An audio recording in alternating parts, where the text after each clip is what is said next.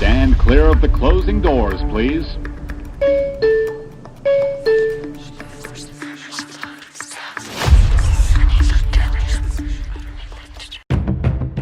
O sea que llega con un problema al juzgado cívico, en este caso X juzgado cívico, y en lugar de salir con una solución, sale con un problema mayor, ya sea porque no se solucionó el problema de origen, o porque lo trataron mal, o porque le violentaron sus derechos, o el debido proceso, etcétera, etcétera, ¿no? La reforma fiscal le pusieron unos dientes y muelas bastante fuertes y disuasivos para la inversión, sobre todo para capital extranjero. El pueblo estaba más atento a la salida de Adrián Marcelo de la Casa de los Famosos que a la reforma al Poder Judicial. En Twitter había 859,000 tweets de Adrián Marcelo contra 289,000 tweets de la reforma al Poder Judicial.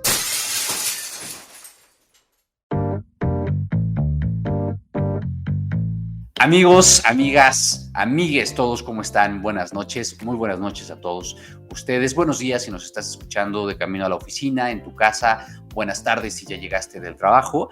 Estamos muy contentos el día de hoy de poder alcanzarlos en sus domicilios, sus vehículos, sus oficinas o su medio de transporte, de acuerdo a donde vayan ustedes.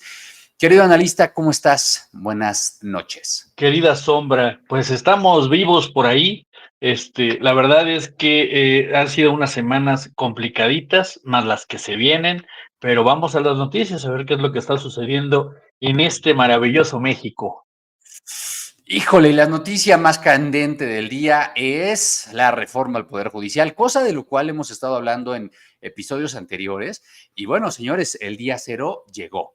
El día cero llegó y cuéntanos qué dicen los medios en torno a la reforma al Poder Judicial, analista. Bueno, pues antes que todo hay que recordar, querida Sombra, que ya se inició el nuevo periodo legislativo, la nueva conformación del Congreso, el cual viene desde la conformación de 500 diputados, de los cuales la coalición integrada por Morena, Partido Verde y PT cuenta con 364 diputados, lo cual pues, es mayoría calificada.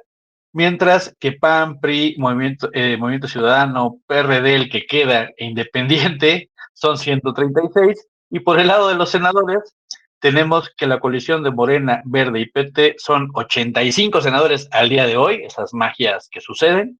Y el PAN, PRI, Movimiento Ciudadano, PRD, ya no queda ninguno, e Independiente son 43, que son los famosos 43, no de Ayotzinapa, en los cuales espera México o parte de México que se defienda la reforma fiscal. ¿Cómo ves? Eso es respecto a la conformación del Congreso. Y ahí viene, ahora sí, el tema de la reforma fiscal.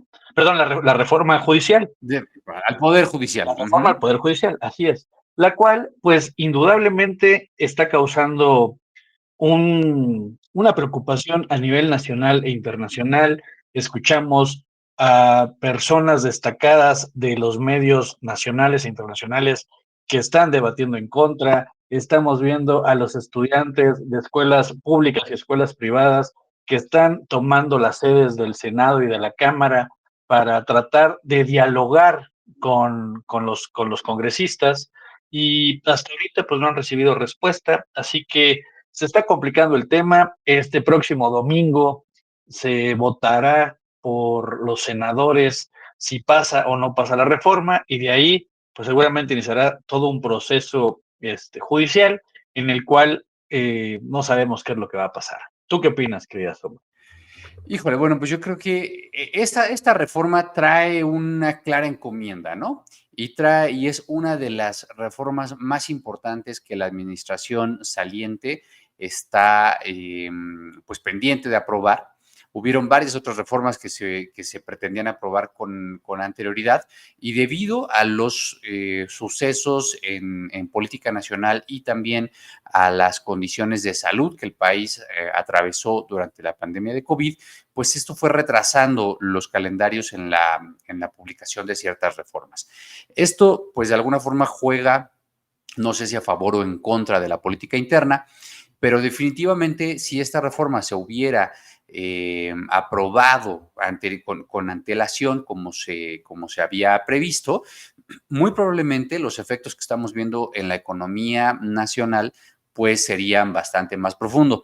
Y en ese sentido, analista, me gustaría que nos cuentes un poco, pues, cómo están reaccionando los mercados, cómo es la relación entre este fenómeno y la respuesta que está teniendo la Bolsa Mexicana de Valores a la par de esta situación. La presidenta electa comentaba que no había relación entre la política interna, particularmente la reforma al Poder Judicial y el comportamiento de los mercados. ¿Tú qué opinas al respecto?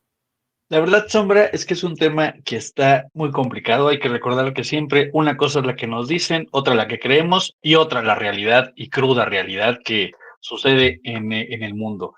De entrada hay que acordarnos que la semana pasada Banxico recortó nuevamente el PIB para 2024 a 1.5. Hay que recordar que veníamos desde un 0.4% de crecimiento, lo recortó a 1.5. Para 2025, 1.2%, o sea, cada vez vamos más bajos. Los ingresos públicos repuntaron, pero el gasto creció más de enero a junio.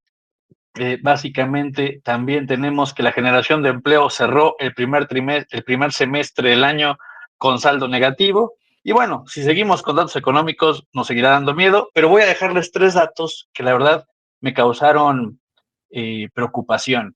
Aquellos que dicen que la bolsa mexicana, que los mercados, que no afecta, que lo que quieran, pues nada más recordemos que el 2 de febrero de 2024, el IPC o el índice de la Bolsa Mexicana de Valores se encontraba en 58,748 unidades. El día de hoy se encuentra en 51,661 unidades. Y ustedes dirán, ¿eso qué significa, analista? Bueno, simple y sencillamente que de 2 de febrero para acá, la bolsa ha perdido el 12,06%. En términos claros, tú invertiste 100,000 pesitos, ahorita llevas perdidos 12,000, así de simple. Pero, ¿qué pasó? Porque pueden decir, no, es que el mercado global, en todo el mundo pasa lo mismo. Pues mentira, resulta que el Standard & Poor's 500, que es el índice tecnológico de Estados Unidos, del 2 de febrero al 5 de febrero pasó de 4,958 unidades a 5,503, lo que significa 10,99% de ganancia. Pues no que el mercado mundial estaba mal, creo que México está súper mal. Si sumamos ese 10,99 más el 12,06 que llevamos abajo, básicamente estamos 23% menos atractivos para cualquier inversionista. Es decir, alguien que llega con $100,000 a querer invertir a México, pues dice, no, si me voy a México, estoy perdiendo 23%, creo que mejor voy a buscar otros lugares. Y en cuanto al dólar, del 2 de febrero a la fecha, pasó de 17,07 pesos a 19,90. Es decir, se ha incrementado 16,60. Pues no queremos el superpeso, no sé qué está pasando.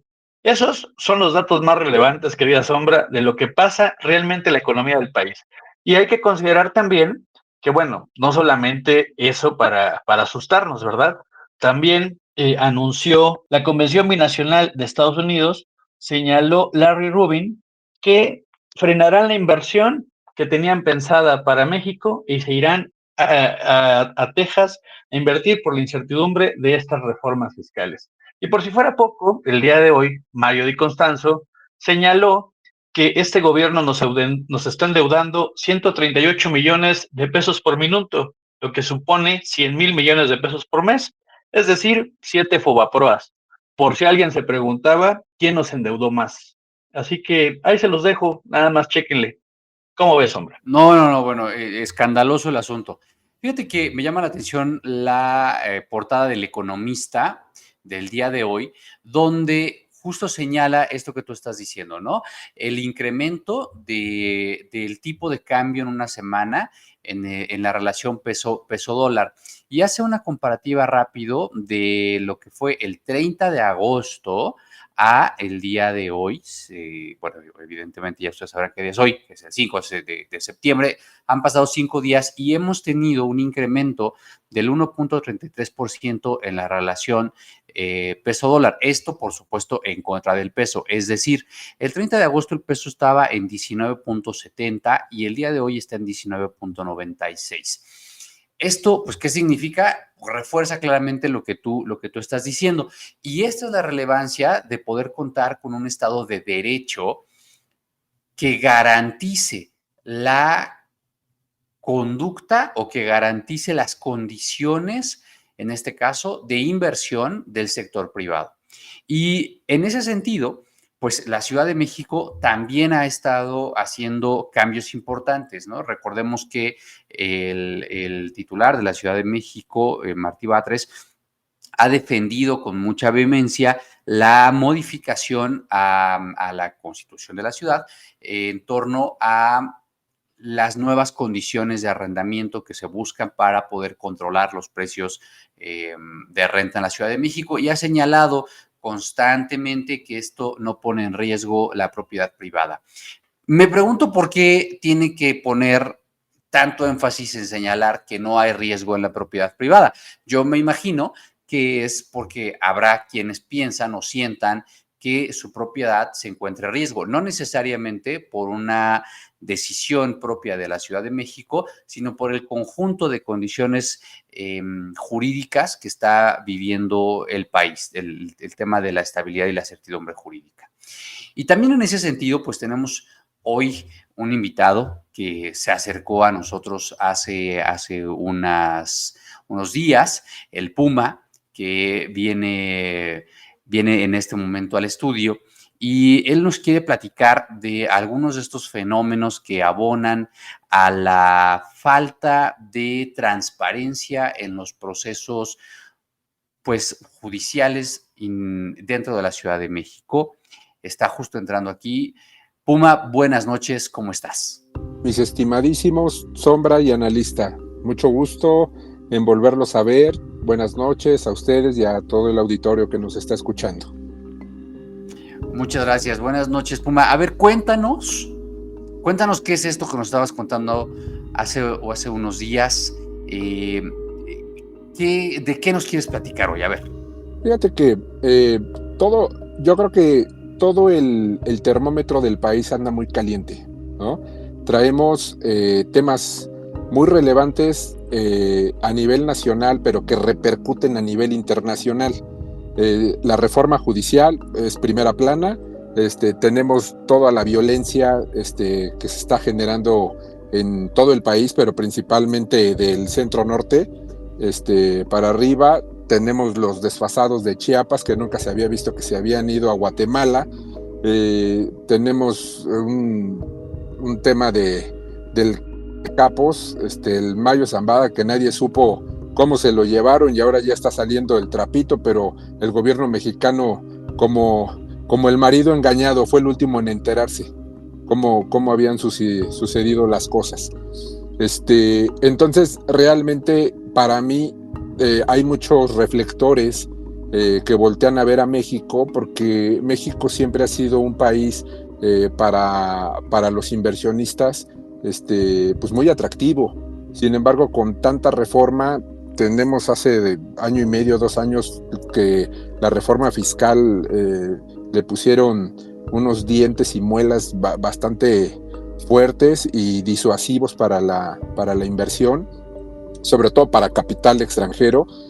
Tenemos actualmente la reforma judicial que no es tema menor y que deja ver que el país se va a tener un poder judicial que va a estar quizás estructurado o conformado de personas pues que quizás no cumplen o no pasan los filtros de experiencia de trabajo, de experiencia judicial y de conocimientos para poder tener los cargos que son bastante importantes, como son los jueces, secretarios, juzgados de distrito, los magistrados, ministros de la corte. Eso es por el tema del poder judicial. Sin embargo, también en el tema administrativo tenemos un área que últimamente ha sonado mucho, pero que este tipo de irregularidades vienen desde hace 2 años, 2 años y medio. Estamos hablando de cómo actualmente se están asignando los cargos de jueces y secretarios cívicos en la Dirección Ejecutiva de Justicia Cívica, que pertenece a la Consejería Jurídica de la Ciudad de México. Entonces, actualmente, desde hace, yo creo que 5 años no sale una convocatoria para convocar valga la redundancia, la postulación para aspirar al cargo de juez cívico y secretario cívico. Recordemos que... A ver, aquí, yo te quiero hacer una pausa, quiero que nos expliques. ¿Cuál es la diferencia entre un juzgado cívico y un juzgado normal? ¿Dónde se encuentra estructuralmente esta dependencia de la que hablas? Ponnos en contexto para los que no conocemos de esta dependencia. Sí, los juzgados cívicos son instancias que administrativas no pertenecen al Poder Judicial y que principalmente son los que resuelven temas administrativos, como es faltas a la ley de cultura cívica, emiten las constancias, ven el tema de los daños en tránsito vehicular, es meramente se le llama, es una instancia administrativa punitiva, porque a pesar de que no es judicial, sin embargo sí impone sanciones que son económicas, tema de multas, y corporales, porque privan de la libertad hasta 36 horas al infractor. Y los juzgados del fuero común, y luego ya siguen las salas, los juzgados de distrito, los colegiados y la Suprema Corte sí pertenecen al Poder Judicial. Esos meramente son Poder Judicial, y los juzgados cívicos son juzgados administrativos punitivos que pertenecen a la administración. Ok, pero de alguna manera digamos que es la puerta o es una parte de los procesos de impartición de justicia que no necesariamente recaen en el Poder Judicial, ¿correcto? Sí, correcto. No caen en el Poder Judicial, sin embargo, yo creo que la instancia de los juzgados cívicos es muy importante porque es totalmente un área que previene el delito. Es decir, si en los juzgados cívicos llevan a un drogadicto, a una persona que en el alcoholímetro lo detuvieron y rebasa los mililitros de alcohol en aire expirado, bueno, pues entonces están previendo que esa persona manejando su vehículo vaya a atropellar a alguien, vaya a matar a alguien o él se mate y con sus acompañantes. Entonces, para mí es una instancia que debería de estar mucho más atendida, mucho más valorada, y por desgracia no le han dado ese valor que realmente sí tiene en el día a día. Ahora, si bien los juzgados cívicos no forman parte del Poder Judicial, eso no implica que no exista una carrera, un proceso, un protocolo para poder ser juez cívico, ¿correcto? Sí, Al claro, menos de sí. jure, ¿no? O sea, al menos en No, no, no. texto. O sea, la ley de cultura cívica te señala perfectamente cómo es el proceso para que se dé el nombramiento de jueces cívicos y secretarios cívicos. Entonces, lo primero que tiene que haber es una convocatoria. Sale una convocatoria en la cual el día tal va a haber una convocatoria para aspirantes a jueces y secretarios cívicos. Debes de llevar la documentación, obviamente debes de tener la carrera de licenciado en Derecho, Ujú. para secretarios cívicos pasante en Derecho, y hacer un examen de conocimientos. Si pasas el examen de conocimientos, entonces ahora sí subes a la siguiente etapa, que es hacer un curso propedéutico. Este curso propedéutico no es otra cosa más que una como introducción o entrenamiento a lo que es la función ya del día a día de un juzgado cívico. Sin embargo, desde hace 2 años y medio se han venido haciendo asignaciones arbitrarias, ilegales, y pues nada más por el tema del dedazo en los juzgados cívicos. O sea, la Dirección Ejecutiva de Justicia Cívica está plagada de jueces y secretarios cívicos que no han pasado por ese proceso legal que debe de cumplirse, que debe de apegarse, y bueno, pues eso está siempre solapado en su momento por el exdirector de Justicia Cívica, Alejandro Ojeda Anguiano, que era una persona que nada más se la pasaba asignando a su arbitrio jueces y secretarios. Obvio, todo esto estaba, pero bastante bien conocido del actual consejero jurídico y que, bueno, nunca hicieron nada, ¿no? Actualmente existen acciones legales en el órgano interno de control de la Consejería Jurídica, que pues obviamente son de casa, ellos mismos se protegen y han determinado que no existe responsabilidad por parte del exdirector de Justicia Cívica. Actualmente, pues eso ya se apeló, se subió y ahorita están en el proceso de amparo, pero como sabemos perfectamente bien que ahorita todos los juzgados están en paro, entonces pues todos esos procesos ahorita están en stand-by, quedaron ahorita sin el seguimiento legal, pero nosotros consideramos que debe de existir legalidad, debe de existir igualdad, debe de existir ese principio de justicia cívica, porque al final del día es totalmente contradictorio que una dependencia que supuestamente imparte los valores de equidad, de igualdad, de respeto, internamente no los cumplan y que empiecen a hacer quebrantos a los procesos de asignación y de nombramiento de jueces y secretarios. El único que tiene facultades para hacer nombramiento de juez y secretario cívico es jefe de gobierno de la Ciudad de México. Y en caso de que a lo mejor por algún impedimento legal o ausencia legal, es el consejero jurídico.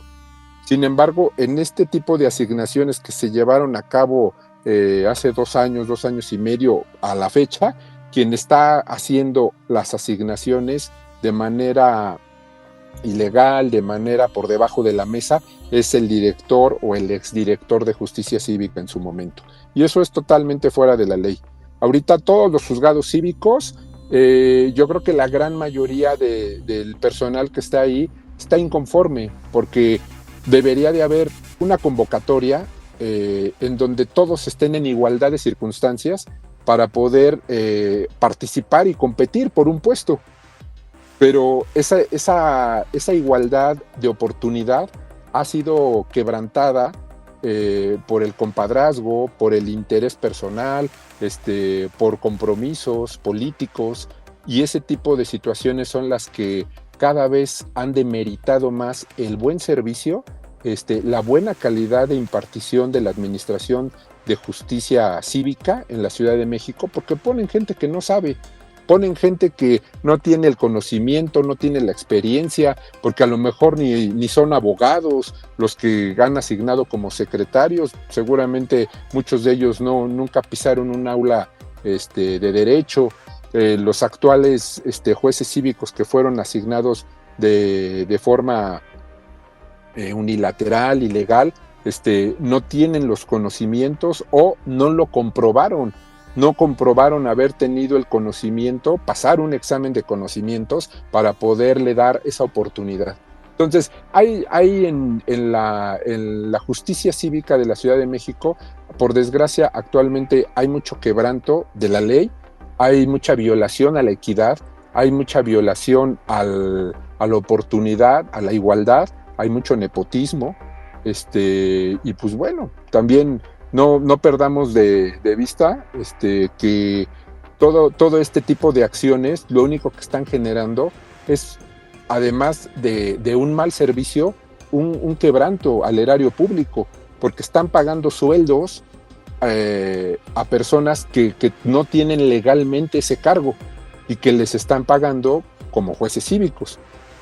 Entonces, en realidad, el nombramiento de los que actualmente han estado subiendo de secretarios a jueces, pues, es de secretarios, no tienen un nombramiento legal de juez cívico.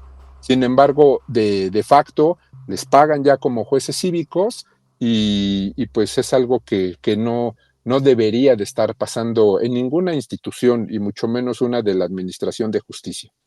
A ver, Boma, entonces déjame entender un poco. Estas personas que no tienen capacitación o la formación suficiente para ejercer como jueces cívicos, reciben no un nombramiento, o sea, no podemos decir que están siendo nombrados como jueces cívicos, sino como secretarios, por ejemplo, pero se les paga como jueces cívicos. ¿Es correcto?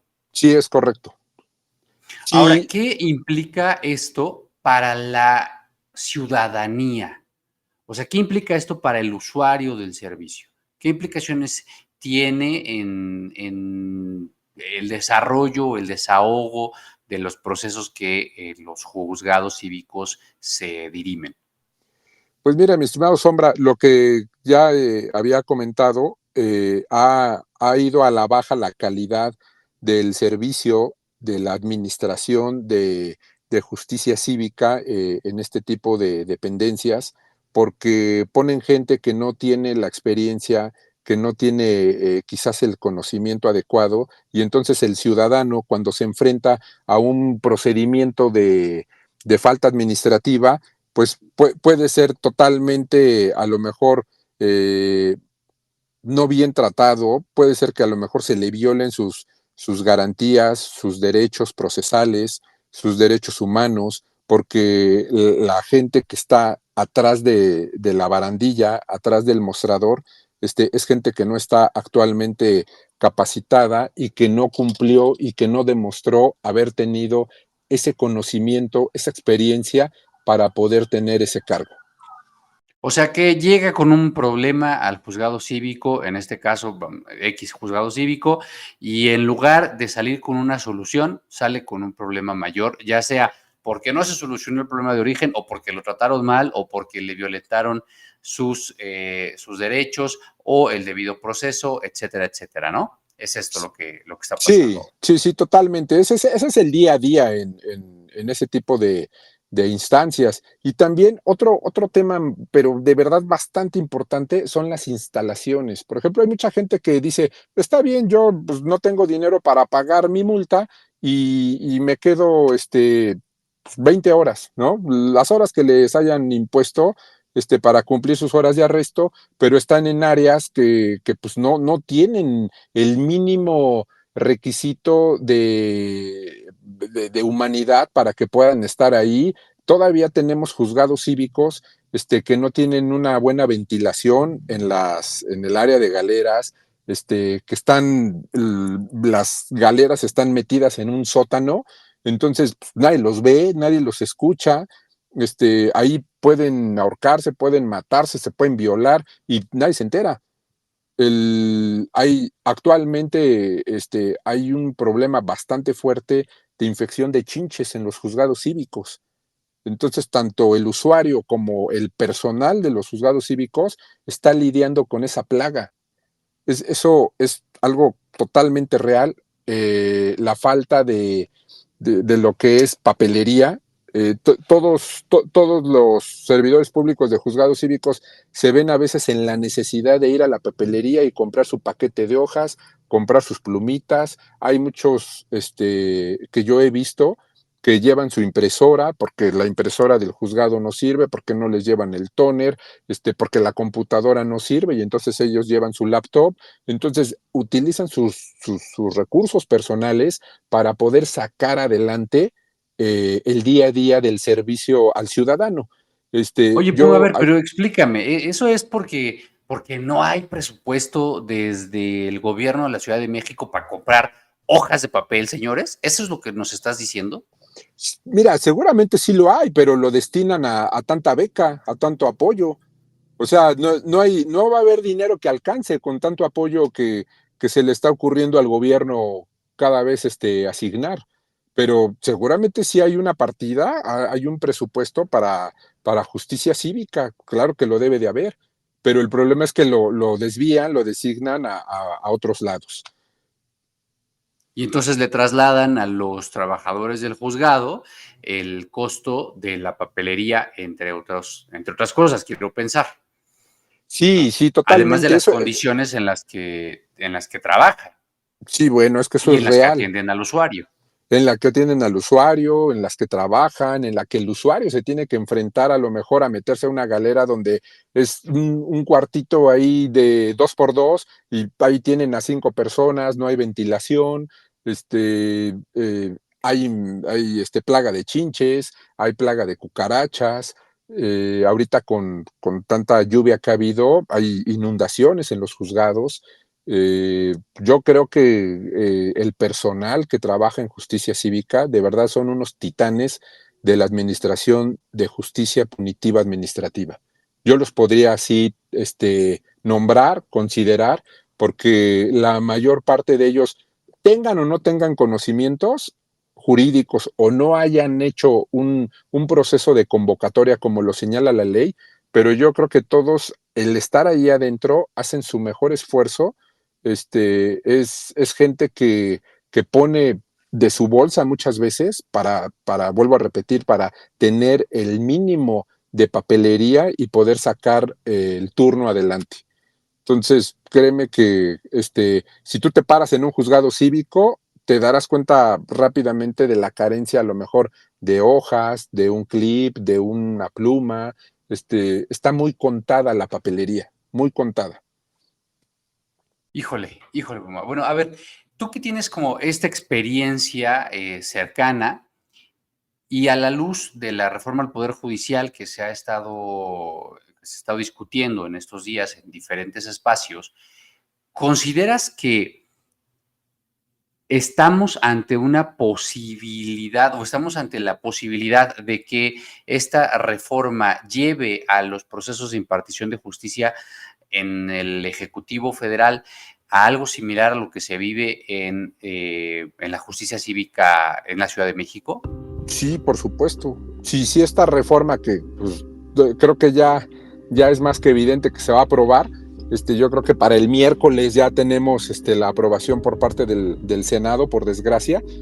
Pero si esto es así, todo lo que es la calidad del servicio de los juzgados, del Poder Judicial, entendamos fuero común, juzgados de distrito, colegiados y la Suprema Corte, van a bajar totalmente su nivel. Si actualmente a lo mejor como abogado te quejabas de que pues los juzgados o el criterio de los jueces estaba a lo mejor un poco fallo, ahorita si se aprueba esta reforma vamos a tener a un juez de distrito, a un juez del fuero común, a un magistrado, a un ministro de la Corte, que no va a tener el conocimiento, que no va a tener la carrera judicial, los años de experiencia, porque recordemos que la experiencia es fundamental para cualquier actividad, ¿sí? Pero sí que puedes tener un conocimiento, sales de la escuela con un conocimiento, pero si no tienes la experiencia, si no tienes la carrera judicial, no vas a entender cómo solventar, cómo resolver un asunto. Entonces, claro que la calidad de la administración de justicia va a quedar muy, muy endeble, muy entredicho.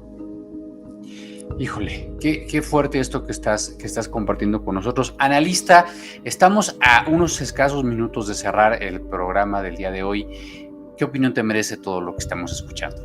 La verdad, muy preocupante todo lo que nos dice el Puma. Y como bien decía él, me quedé pensando en el tema de todas las noticias que están al mismo tiempo, ¿no? Lo que era el Mayo Zambada, la conformación del Congreso, la reforma del Poder Judicial, la reforma electoral, todo lo que viene, el cambio de gobierno, todo esto. Y me pregunto si realmente México está en eso, ya que al analizar las noticias tendenciosas, o la tendencia más bien en las noticias de esta semana, o lo que llamó la atención al pueblo mexicano, me resaltó que el pueblo estaba más atento a la salida de Adrián Marcelo de la Casa de los Famosos que a la reforma al Poder Judicial.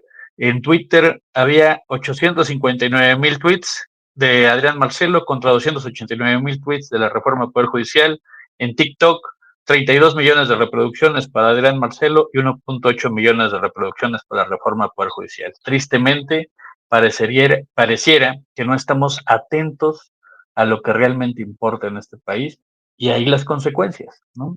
Eso es lo que pareciera que está pasando en el país. Jóvenes, apaguen la tele. Fíjense que como último punto, nada más que me gustaría apuntalar esto, yo creo que la reforma judicial por desgracia, se va a consolidar, se va a aprobar, pero no va a durar mucho el gusto. Tenemos un ejemplo muy claro en la historia. Hace 8 años, Polonia hizo una reforma judicial, más o menos en el mismo estilo que ahorita estamos viviendo aquí en México, y la comunidad europea ya no quiso hacer tratos con Polonia y tuvo que volver a regresar su sistema judicial a como lo tenía anteriormente. Entonces yo creo que aquí la presión económica a nivel internacional es la que nos puede ayudar o puede torcer el brazo al gobierno mexicano para que quizás no ahorita, pero sí más adelante vuelva a regresar como teníamos nuestro poder judicial. También recordemos que hace 24 años Chávez se le ocurrió modificar al poder judicial de su país, a poner a jueces a modo. Entonces, veamos qué futuro tiene este país. Bueno, jóvenes, apaguen la televisión un rato. Digo, La Casa de los Famosos debe de ser una cosa maravillosa. Yo la verdad es que no he tenido oportunidad de verla, pero los invitamos a que se enteren un poco de lo que está pasando en el mundo, en México, cómo funciona el libre comercio, cómo funciona esta economía globalizada, donde el Estado de Derecho, pues es importante porque garantiza las relaciones, por supuesto, sociales y entre esas relaciones sociales, pues las relaciones económicas. Querido analista, querido Puma, tenemos que cerrar el día de hoy, pero los esperamos la próxima semana. Les agradezco que se hayan tomado estos minutos. Puma, esta es tu casa, hoy y siempre, ya lo sabes. Querido analista, me encantó verte el día de hoy y espero que nos veamos la próxima semana. Esperemos que sí, querida Sombra. Hay que recordarnos que esta semana las entidades entregan su paquete económico, así que veremos cómo viene de cargadito el presupuesto para 2025. Ya estaremos platicando la siguiente semana y también tendremos la resolución del Senado a este tema tan prioritario que es la reforma al Poder Judicial. El domingo habrá noticias, muchachos. Por lo pronto, nos escuchamos la próxima semana. ¡Adiós!